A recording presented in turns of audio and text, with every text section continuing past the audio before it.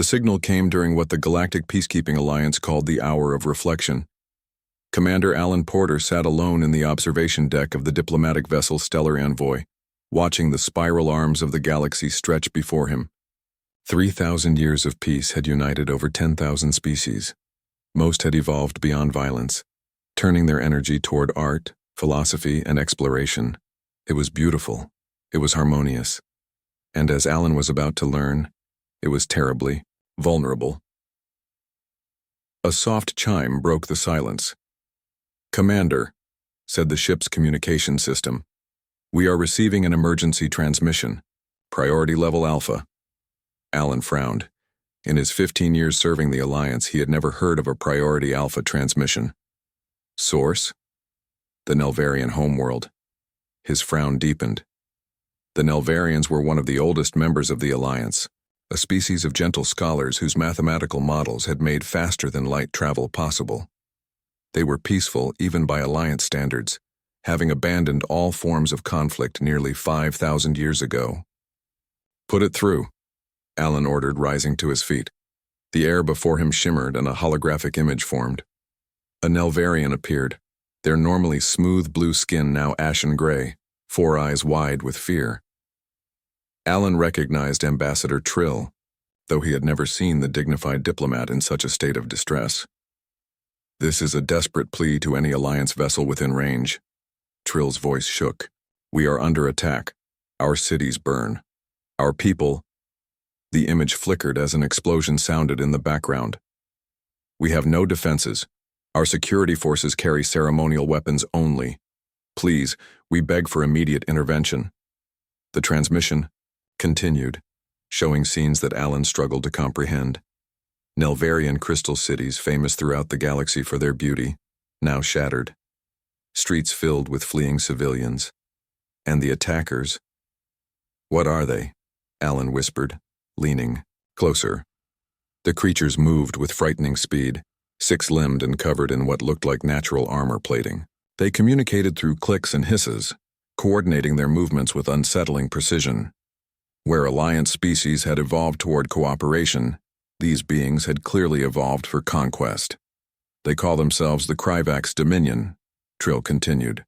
"They appeared at our borders 3 cycles ago demanding resources.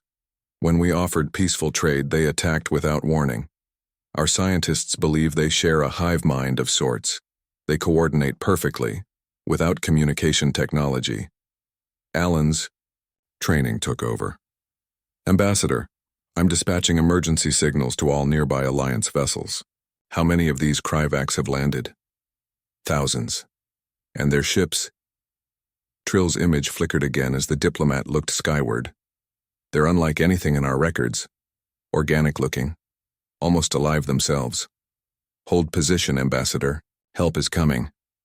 Alan ended the transmission and immediately called for an emergency council meeting. Within minutes, the ship's conference room filled with holographic projections of the 50-member Alliance Council.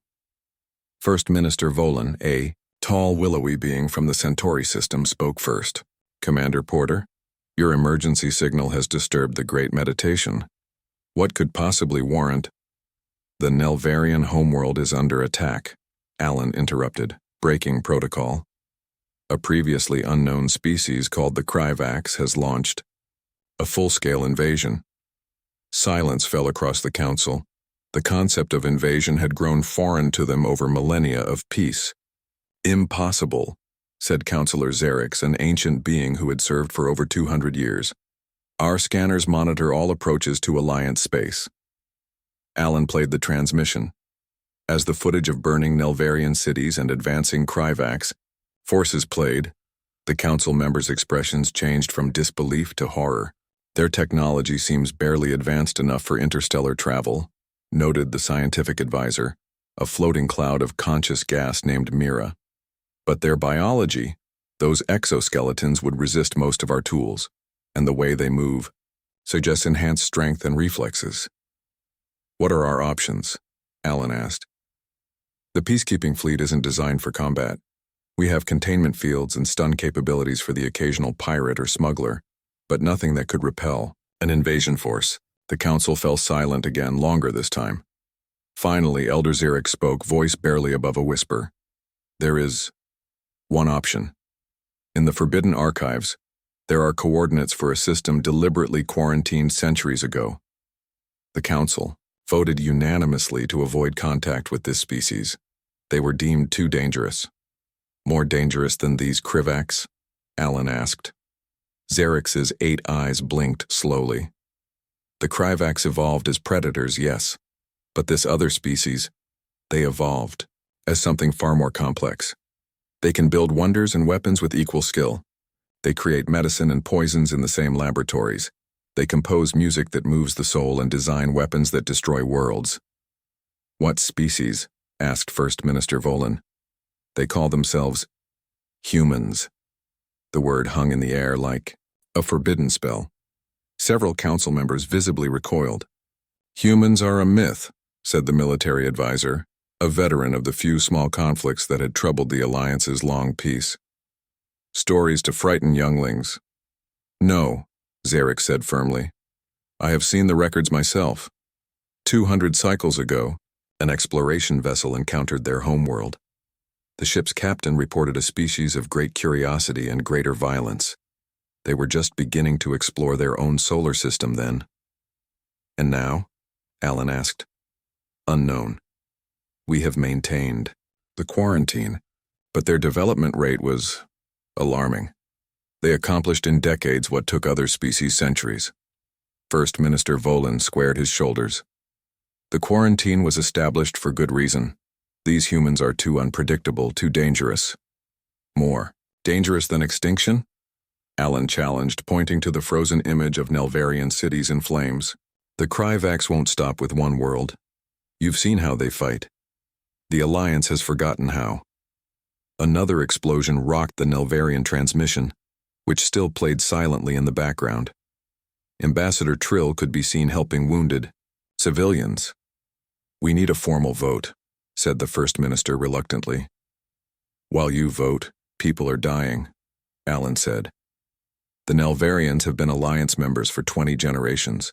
They gave us the stars themselves with their equations, and now they beg for our help. Xerix looked at the burning city one more time, then at his fellow council members. I move that we temporarily suspend the quarantine and seek assistance from the humans. The vote was not unanimous, but it was decisive.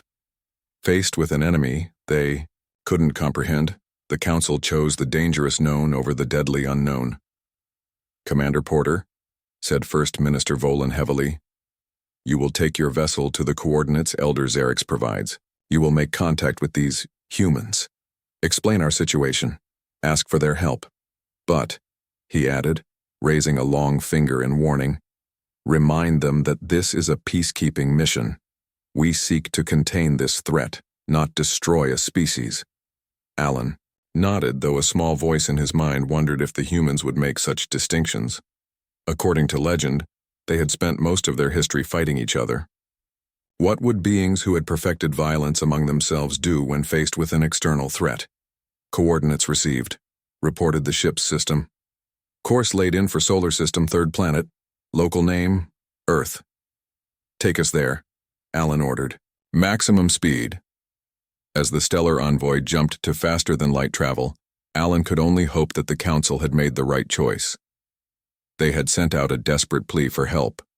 Now they would see what answered. Dr. Laura Simmons yawned as she stared at the endless stream of numbers on her screen. The night shift at the Lunar Observatory was usually quiet, giving her plenty of time to work on her research.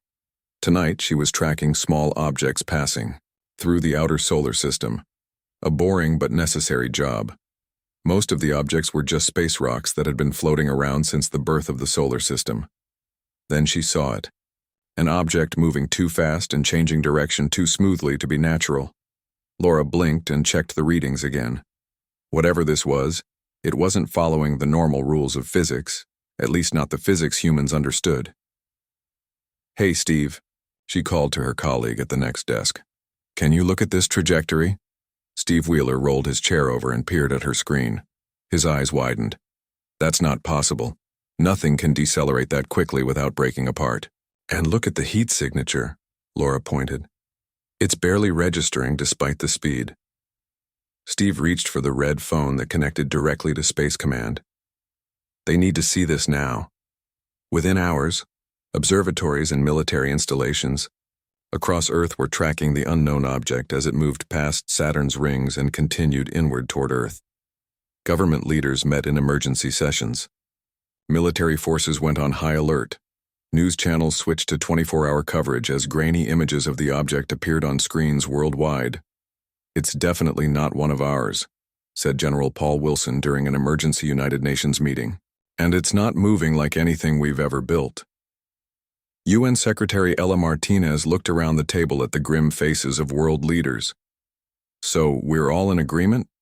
This is a first contact situation?" No one disagreed.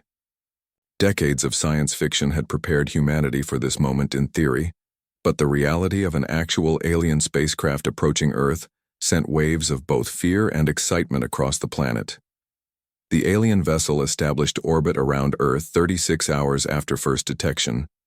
It was elegant, a crystalline structure that seemed to shimmer with its own light. When it broadcast a message requesting permission to send a small craft to meet with Earth leaders, the decision was made to receive them at a neutral location. In international waters, Captain Frank Davis of the United Nations Space Command led the human reception team. A veteran with combat experience in 3 global conflicts, he maintained a professional demeanor while privately calculating tactical advantages should things go south. His team included diplomats, scientists, linguists, and, though not officially acknowledged, special forces operators hidden among the support staff. "Remember," Frank told his team as they waited on the aircraft carrier designated as the meeting point. "No sudden movements, no assumptions, and no heroics. We're here to listen first." The alien shuttle descended from the main ship with impossible grace. It hovered briefly over the designated landing area on the carrier's deck before settling down without a sound. The gathered humans held their breath as a doorway formed in the side of the craft. The beings that emerged were not what most expected. They stood about 7 feet tall, with slender bodies and 4 arms. Their skin had a faint luminescence, changing color slightly as they moved. Most striking were their eyes, large, with multiple pupils that seemed to take in everything at once. "Greetings, people of Earth," said the foremost alien in perfect English. "I am Ambassador Xerix of the Galactic Peacekeeping Alliance. We come, seeking assistance." Secretary Martinez stepped forward. "On behalf of the people of Earth, we welcome you. I am Ella Martinez, Secretary General of the United Nations." The formal introductions continued, but Frank kept his attention on the aliens' movements and the subtle details that might reveal more than their words. They seemed tense, almost nervous. Not the behavior he'd expect from beings with technology, advanced enough for interstellar travel meeting a less developed species. After the initial greetings, the human delegation and alien visitors moved to a conference room prepared for the meeting. Once seated, Ambassador Xerix activated a small device that projected a 3-dimensional image in the center of the table, a map of what appeared to be a section of the galaxy, with thousands of points of light connected by lines. "This is the Yao territory of the Galactic Peacekeeping Alliance," Xerix explained. 3,000 years of cooperation between over 10,000 sentient species. We have eliminated war, hunger, and most forms of suffering among our members. "Impressive, Secretary," Martinez said. "But why have you come to Earth? Surely we have little to offer such an advanced civilization." Xerix's skin color shifted to a deeper blue. "Our alliance faces extinction from a predatory force. A species called the Kryvax has begun attacking our worlds. We've observed your species from afar for some time. Your particular evolutionary traits might be our only hope." The human delegation exchanged glances. "What traits would those be?" asked Dr. Simmons, who had been invited to join the diplomatic team due to her discovery of the alien ship. "Your capacity for strategic violence," Xerix replied simply. "In our survey of 20,000 sentient species, none have developed your unique combination of cooperative empathy and calculated aggression. You build hospitals and design weapons with equal creativity." "You're saying you need soldiers," Frank stated flatly. "We need humans," corrected Xerix. "The most lethal sentient beings we've ever discovered." The room fell silent. Frank leaned forward. Let me get this straight.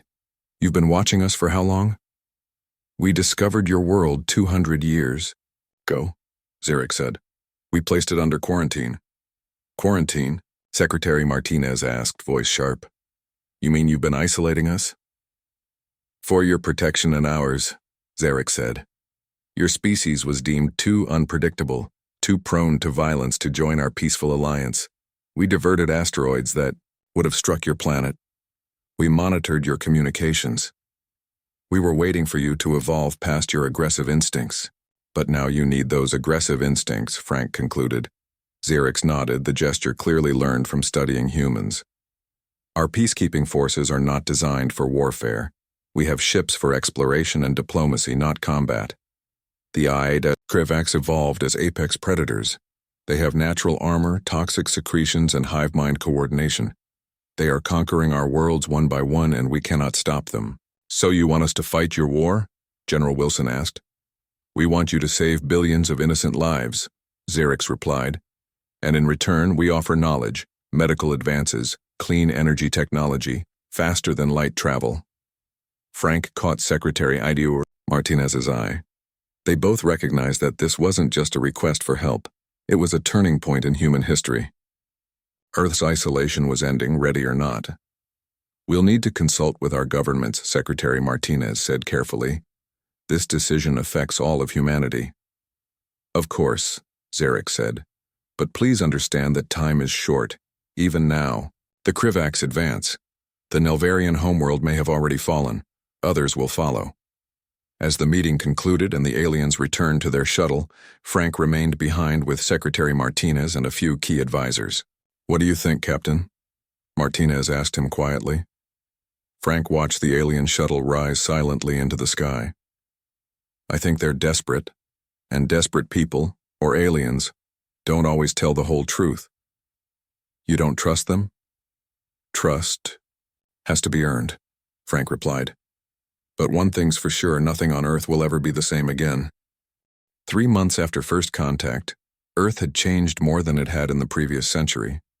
The knowledge shared by the Alliance, clean energy technology, advanced medical treatments, and materials science, sparked a global technological revolution. But the most visible change was in orbit, where 12 ships waited for their journey to begin. Colonel Sam Wright stood at the viewport of the flagship Defiant, watching Earth slowly spin below. The ship had been a civilian space station just months ago, now rebuilt with Alliance technology and armed with human weapons. The combination was unlike anything either civilization had created before. It's beautiful, isn't it? Lieutenant Olivia, Taylor said, joining him at the viewport. Hard to believe we're about to leave it behind. Sam nodded. At 42, he had spent most of his adult life in various military conflicts on Earth. Now he was preparing to lead human forces into battle against an alien threat, across distances he could barely comprehend. Status report? He asked, turning from the view. All systems green. The Alliance engineers say the faster-than-light drives are fully integrated. 5,000 personnel are aboard and ready. Olivia handed him a tablet. The last of the weapon systems were installed yesterday. We've got railguns, missile systems, and electronic warfare platforms adapted for Alliance power sources. And the Krivax? Sam asked. Any new intelligence? Olivia's expression darkened. They've taken 3 more Alliance worlds while we've been training. Based on captured footage, their biology makes them natural predators, pack hunters with exoskeletons, and regenerative capabilities. And the Alliance never developed weapons? Sam asked for perhaps the 100th time, still struggling to understand a civilization that had abandoned warfare completely. Their species evolved past violence thousands of years ago. They focused on art, science, philosophy. Their technology is incredible, but none of it was designed to harm. They don't even have a concept for military strategy. That explains why they came to us, Sam mused. We've spent our entire history perfecting warfare. The ship's intercom chimed. Colonel Wright, please report to the science lab. Dr. Monroe says it's urgent. In the lab, Dr. Jack Monroe was surrounded by holographic displays showing what appeared to be biological scan data. The scientist had been working non-stop analyzing the Krivax samples provided by the Alliance. "You wanted to see me, Doctor?" Sam asked. Jack looked up, his eyes bright with excitement despite the dark circles beneath them. "I've found something. The Krivax hive mind isn't as perfect as we thought." Sam moved closer to the displays. "Explain." "Their neural synchronization has a pattern, almost like a pulse." Jack pointed to a waveform on one of the screens. "Every 83 seconds there's a momentary break in their connection, less than half a second, but it's there. During that gap, individual Krivax operate on their own without coordination. Can we exploit that?" "Possibly. I'm working on a directed electromagnetic pulse that might be able to disrupt their neural patterns and extend that gap. If it works, their perfect coordination would break down." Sam nodded. "Keep working on it. What about their armor?" "Their exoskeletons are impressive, stronger than our best body armor and self-healing. But they evolved on a world with little radiation. Tests show they're highly sensitive to certain radioactive isotopes. Not enough to kill them, but enough to cause pain and confusion." Sam made a mental note. "Anything else?" "Yes. They use chemical signatures for long-range communication between ships. We might be able to create false signals, confuse their fleet, movements." "Good work, Doctor. I want options on my desk by 0800 tomorrow." As Sam left the lab, a message came through that the final briefing with Alliance representatives was about to begin. He made his way to the ship's conference room where Ambassador Xerix and several other Alliance officials waited. "Colonel Wright," Xerix greeted him, skin glowing a soft blue that Sam had learned indicated respect. "Are your forces prepared?" "As ready as we can be in 3 months," Sam replied. "But I need to be clear about something before we depart. My people are risking their lives for your Alliance. I want your word that the technology you've shared isn't just temporary. Earth remains, part of whatever future comes after this conflict." Xerix's multiple pupils contracted slightly. The Council remains divided on Earth's long-term status. Some fear that arming humans might create a greater threat than the Krivax. Sam leaned forward. "Let me be perfectly clear, Ambassador. We're not mercenaries. We're partners. Either Earth has a seat at the table after this is over, or we walk away now." After a tense moment, Xerix nodded. "You have my word, Colonel. If your forces help defeat the Krivax, Earth will be offered full Alliance membership." "Good." Sam stood straighter.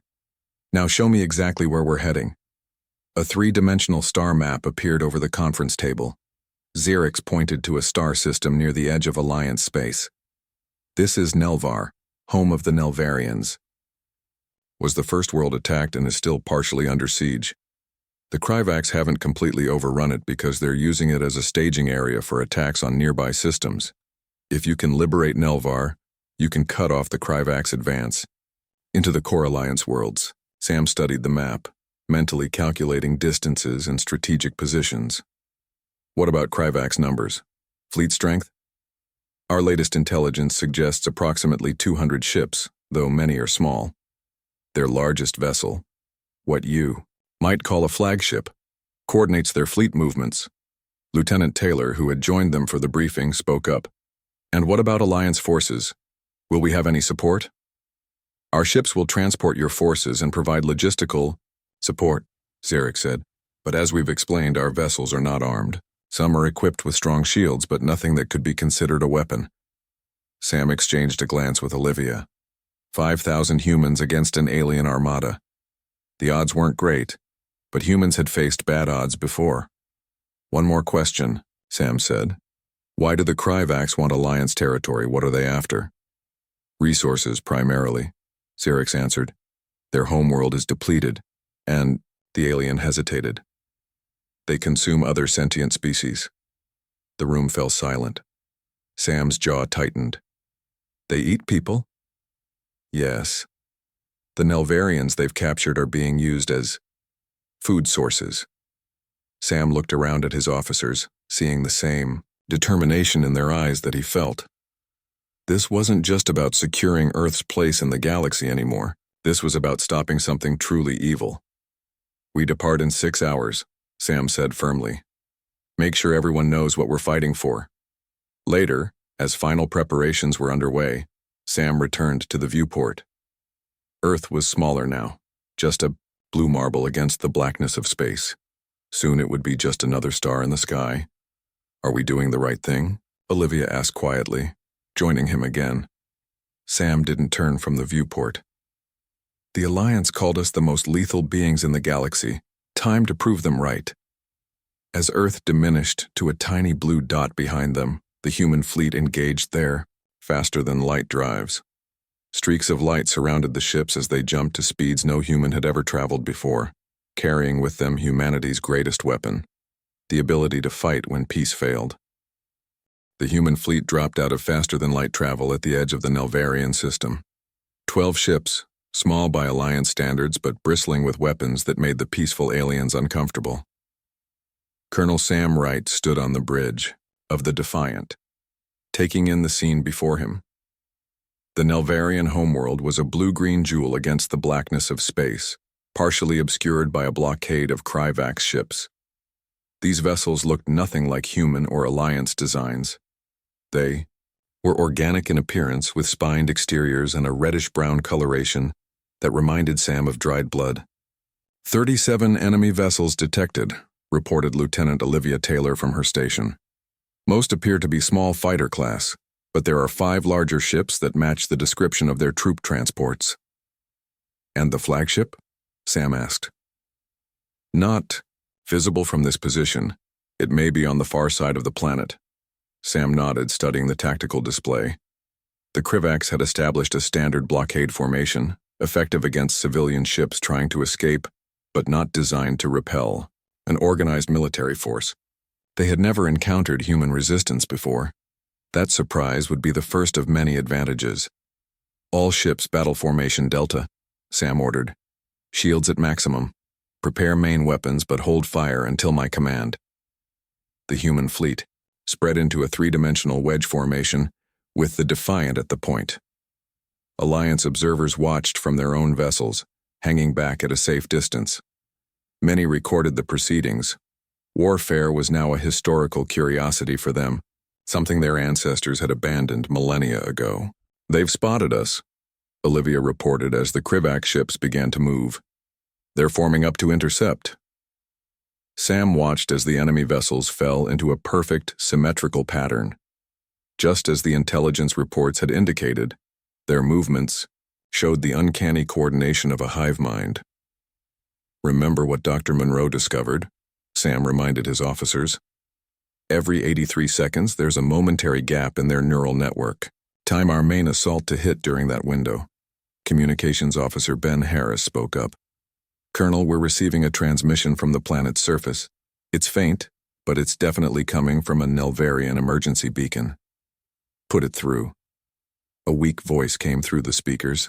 This is Administrator Soral of Nelvar Central City. Is someone there? Alliance vessels.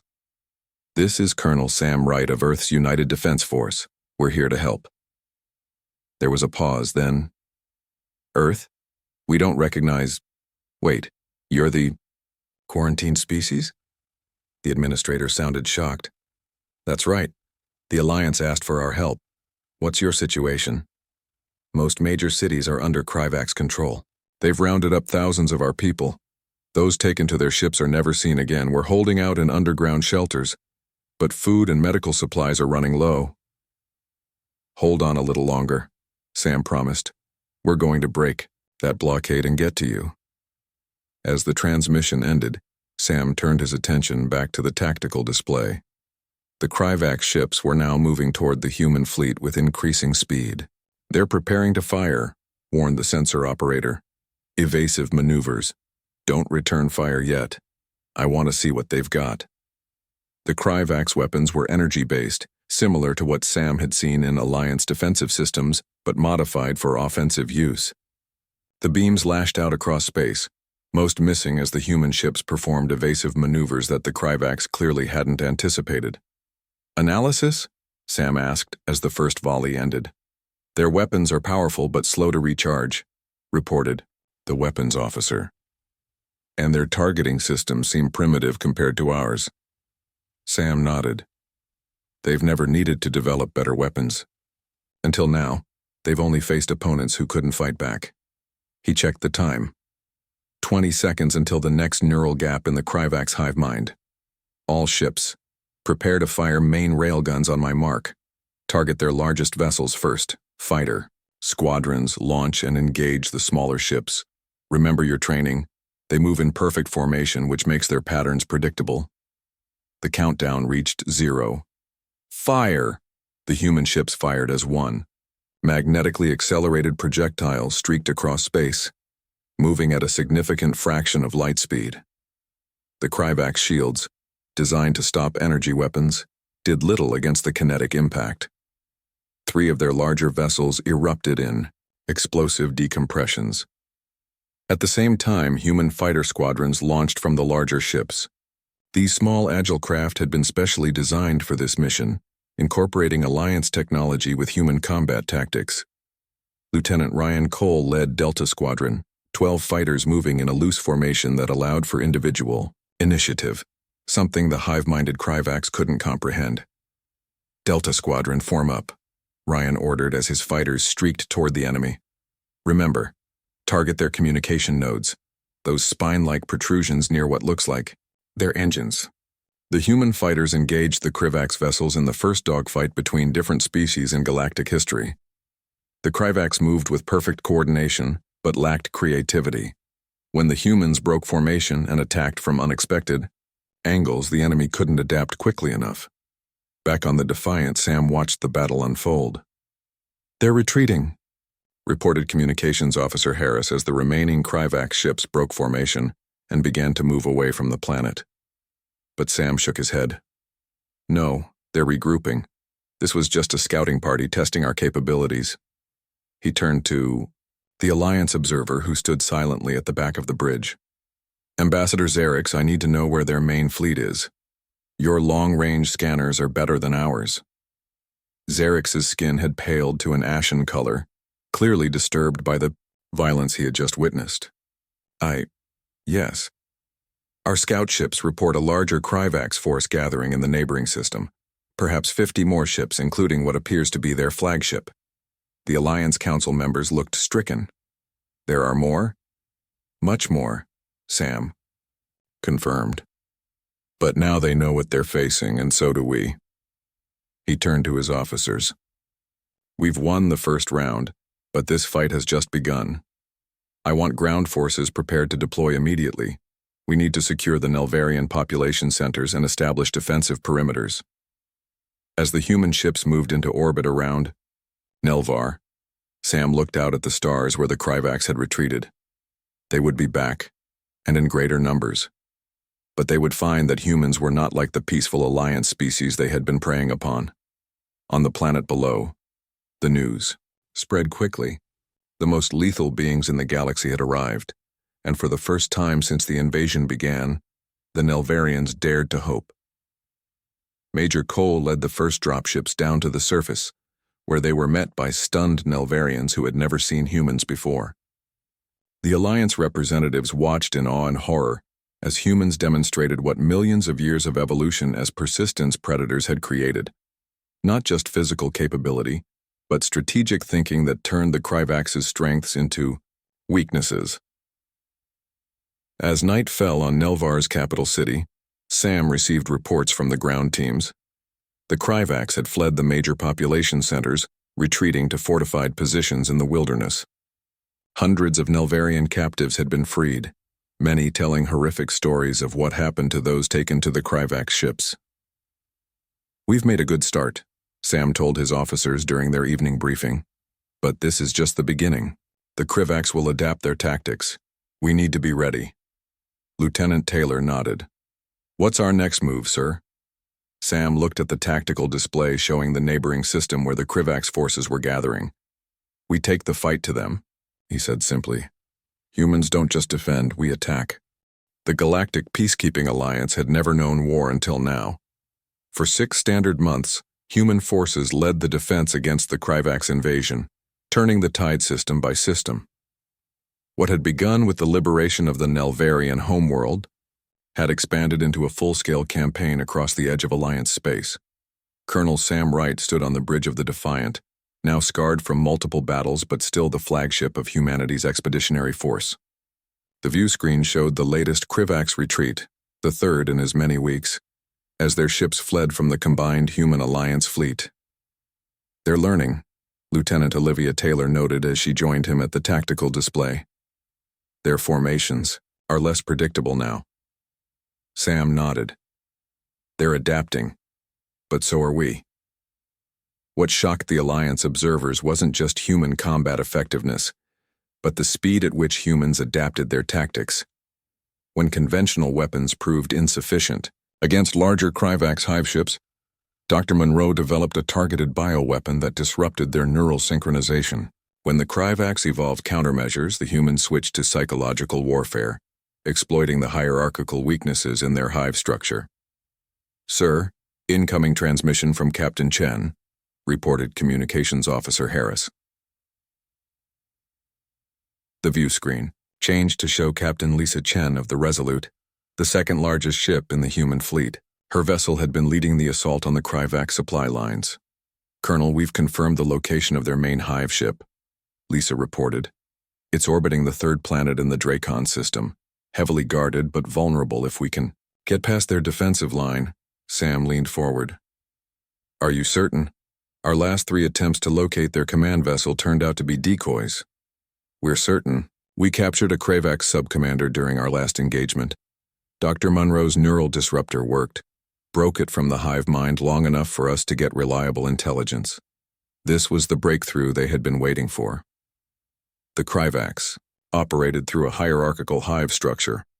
Without their queen nodes, specialized Krivax that coordinated the entire invasion force, the rest would fall into disarray. "Send me everything you've got," Sam ordered. "We'll begin planning the final assault immediately." After the transmission ended, Sam called a meeting with his senior officers and the Alliance representatives. Ambassador Xerix and several other Alliance officials had been traveling with the human fleet, observing their methods with a mixture of awe and discomfort. "This is our opportunity to end this war," Sam explained, showing the gathered officials the intelligence Captain Chen had provided. "The Krivax main hive ship contains their queen nodes. If we can neutralize them, their entire invasion force will lose coordination." "How many casualties do you anticipate?" asked Ambassador Xerix. After months of watching humans fight, the Alliance representatives had become more accustomed to discussing warfare, though it still clearly troubled them. "Too many," Sam admitted. "The hive ship is heavily defended. A frontal assault would cost us hundreds of lives, maybe more." "Then we don't do a frontal assault," said Lieutenant Taylor. "We use what we've learned about their psychology." All eyes turned to her. "The Krivax are predators," she continued. "They understand dominance and submission. What if we offer ourselves as prey?" Dr. Monroe, who had been quietly observing, nodded slowly. "A trap. We make them think they've caught us when actually, we're catching them," Sam finished, seeing the plan take shape. "It could work, but it would require a small team to infiltrate the hive ship. Extremely high risk." "I'll lead it," Olivia volunteered without hesitation. Sam wanted to refuse.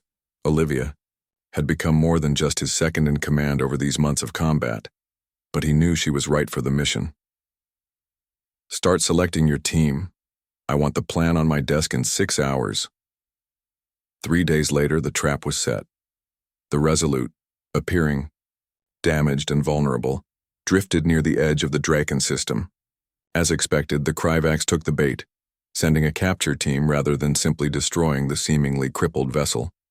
Meanwhile, Colonel Wright led the main human fleet in what appeared to be a desperate, disorganized attack on the Krivax defensive line, drawing attention away from Lieutenant Taylor's infiltration team, who boarded the Krivax hive ship using a captured Krivax shuttle. Olivia led her team through the organic corridors of the massive vessel. The interior was like being inside a living organism. Walls pulsed with fluids, and the air was thick with the acidic smell of Krivax biochemistry. "This way," she whispered, following the map they had extracted from the captured sub-commander's memories. "The Queen Chamber should be 2 levels up." The team moved silently, using the neural disruptors Dr. Monroe had developed to remain undetected by the hive mind. They had one shot at this.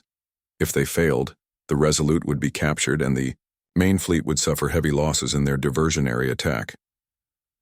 When they reached the Queen chamber, Olivia paused. Inside were 5 large Krivaks, different from any they had encountered before. These had enlarged cranial structures and were connected to the ship itself through organic tubes. "The Queen nodes," one of her team whispered, "just like the intelligence said."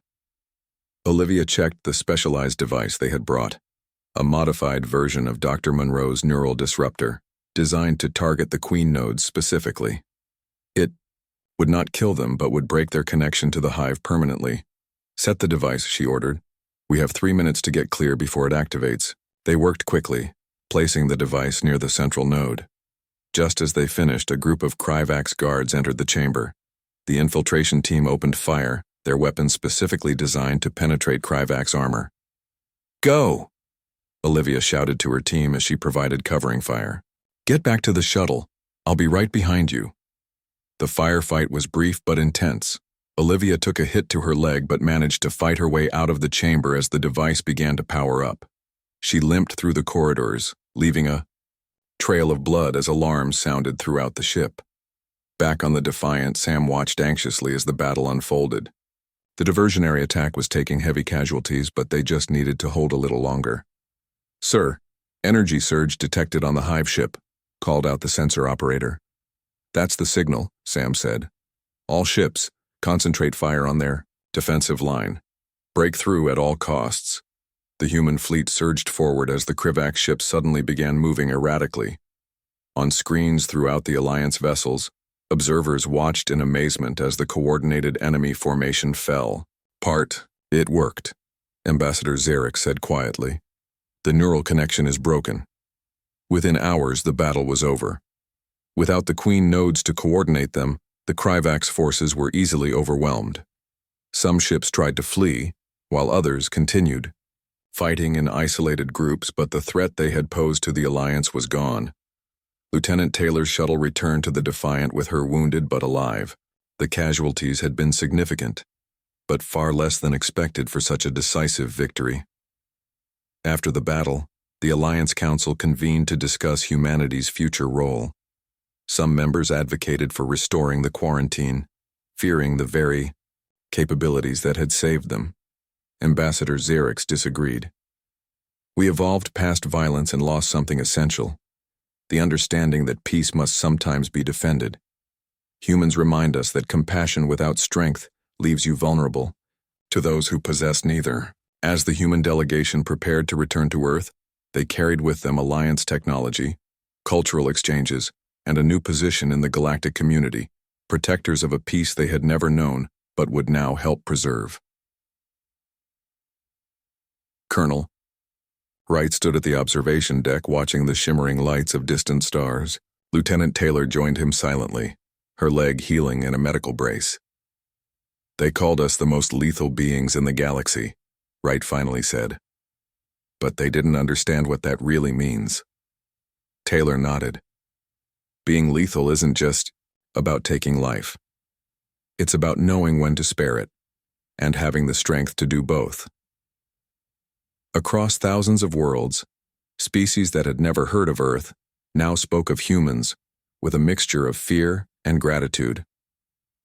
Their desperate plea for help had indeed brought the most lethal beings in the galaxy, and with them a new definition of what it meant to be truly civilized.